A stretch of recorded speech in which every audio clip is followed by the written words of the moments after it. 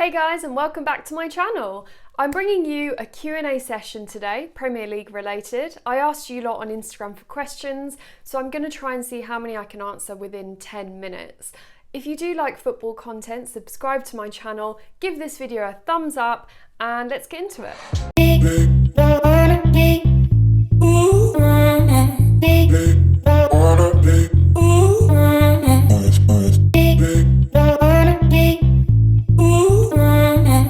Question number one is from Freddie Cardi, and he says, who's winning the title this season? The uncertainty of the league this season is actually comical. 6 weeks ago, I felt like Chelsea were title contenders.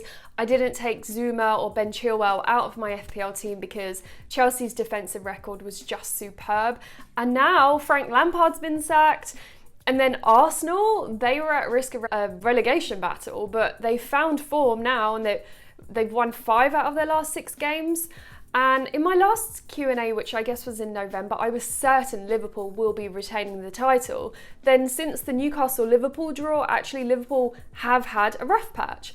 And they're on their worst goalless run for 20 years, without a win in 5 league games. And I'm still in shock at the 1-0 Burnley defeat, to be honest. Until then, Liverpool had gone 68 or 69 games unbeaten at Anfield. Now they're 6 points off first place. But they are the league's top goal scorers.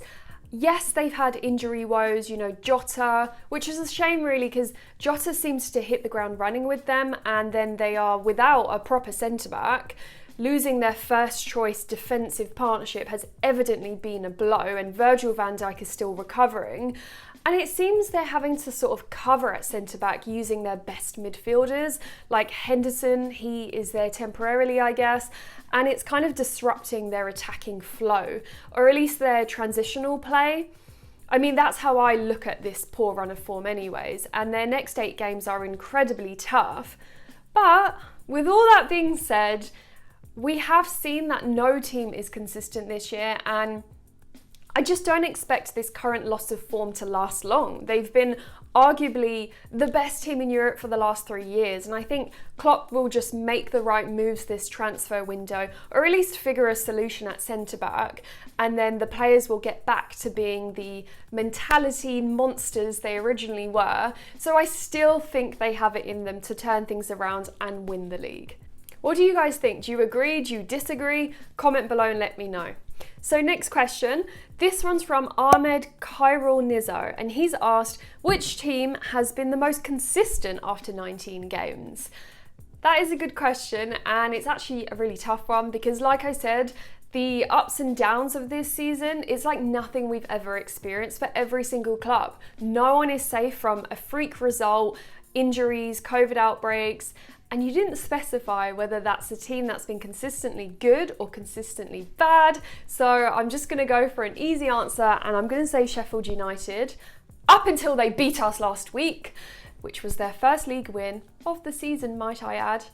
They were consistently underperforming up until that win. Week in, week out, 1 clean sheet all season, and I read that Ollie McBurney, he had missed 7 out of 7 of his clear-cut chances, which is the worst record in European football. And their attacking stats have remained consistently the worst in the league. But yeah, maybe they are able to turn things around now. They're currently on 3 wins. They won their FA Cup 3rd round and 4th rounds, and then obviously the league win against Newcastle United. So despite that, I still think that they're getting relegated this season. Sorry, and sorry if any Sheffield United fans are watching this. Let's move on. So, I think I'll go with this one because I can elaborate more on relegation talk. So Alfie.5326 says, who's getting relegated? Like I said, Sheffield United, also Fulham and West Brom.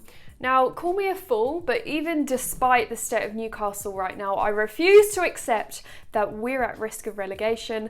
I could be living in denial.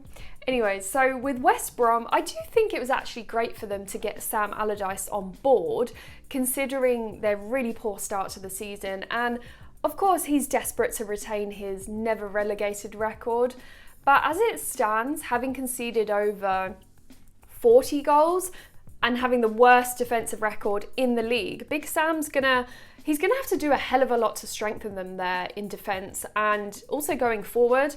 And I know he's in the market for a defender and a defensive midfielder this transfer window, but I don't know. My instincts tell me that it's just too big a task for him right now, and it's just a little too late for them. I think even if he is able to instill some good defensive techniques, I think their only chance of staying afloat would potentially be if Brighton or Burnley have a woeful remainder of the season.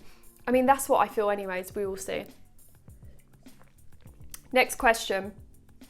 This one's from Nomoriholics, and they said, are you coming to the PSL opening ceremony? I wish. Here in the UK, we're in lockdown. I'm not traveling anytime soon. I'll be staying here for the foreseeable. The PSL is actually my kind of tournament because, well, firstly, I actually have family from Pakistan, so I would love to come at some point. And to come for the cricket would be a dream.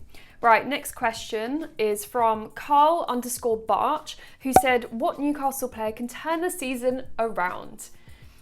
Honestly, from the bottom of my heart, I really am concerned because I felt we made great signings in the summer. The potential of Ryan Fraser and Callum Wilson is really something special.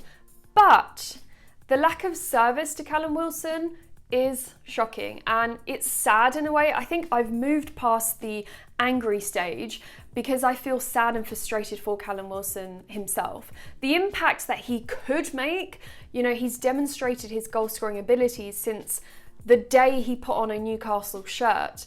But I think the issues surrounding him in our tactics and style of play have now snowballed into this zone where it's evidently impossible for him to even find the back of the net now. His attacking intent and his talent, it's sort of meaningless without that support, without a plan, without direction. So to answer your question, if a player like Callum Wilson, of his ability, if he can't turn things around for us, no one can. That being said, if we do, by some miracle, sign an attacking, creative midfielder this transfer window, perhaps that would help with cohesion and, a much needed flow of service for the likes of Callum Wilson. But I'm feeling very negative right now about the club. So to be honest, I don't even see that happening. Sorry. I feel like these days, every week I just get sucked into this state of pessimism, and I worry for us. And after the Aston Villa defeat, that concern just grows. So let's move on. Right, Zambar Bushan, he's asked a really interesting question. He said, how good is Luke Shaw turning out to be for Man United after they signed Tellez? And he also said, right back signing for Aaron Wan-Bissaka or Delo recall? Well, let's start with Luke Shaw. I was reading an article on him the other day on his full story, and I wasn't actually aware of all the details behind the situation between Luke Shaw and Mourinho, for example, when Mourinho was managing Man United, discipline, problems, fitness and all of that. And it seems since those early days of his career, Luke Shaw has really shifted his focus to get the best out of his game, and he has skill and talent, and I mean, his role in the Man United setup now is key. It seems that Alex Tellez coming in has just further ignited his drive to nail that place in the starting lineup. And in my opinion, he's actually England's best left back. And I'm not surprised that Brandon Williams is considering a loan move. With Tellez and Shaw as options, Solskjaer is just spoilt for choice with Brandon Williams as well. Right, as for Aaron Wan-Bissaka, I'm still kind of cringing at his error this week, which led to Fulham scoring against Man United. Fortunately for him, his team ended up winning, but yeah, a lapse in concentration like that, it doesn't go unnoticed, especially when you know that Solskjaer is currently seeking another right-back option this month. And I think Aaron Wan-Bissaka has been a good addition for Man United, and he is currently actually top of the list for most tackles out of the whole league this season. But if some competition is going to push him to just play to his full potential, then so be it. He'll feel the need to step up his game, and ultimately, Man United will be better off. They'll be well stocked for rotation. Next question is from Italy 400 number 9, who says, do you reckon Rafa will return to Newcastle? Of course, I'll start by saying that I would like nothing more than for him to return to us. However, it's very, very complex. And firstly, even if Steve Bruce was sacked today, I highly doubt Rafa would consider the move. And there are a number of reasons. Firstly, he does love the club.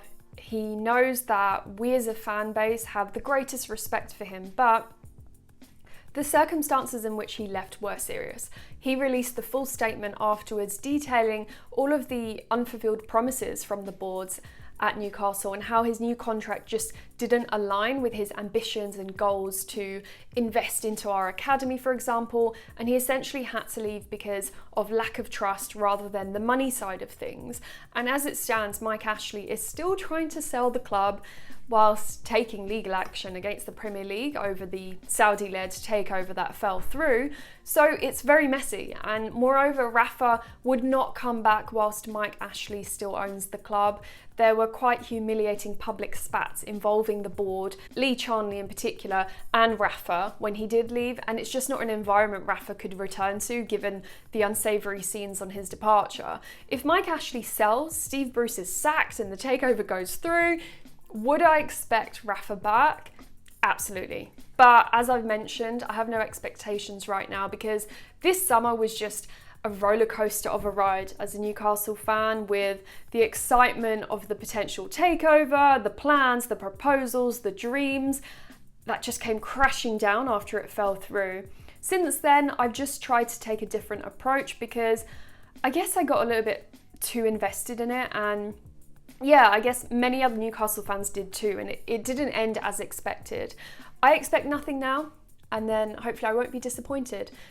The 10 minutes is up. I really liked those questions. Thank you so much for sending them in. There are still quite a lot left, so I'll use them this week for another Q&A. If you enjoyed this video, do give it a thumbs up, subscribe for more football content, and I'll see you guys next time.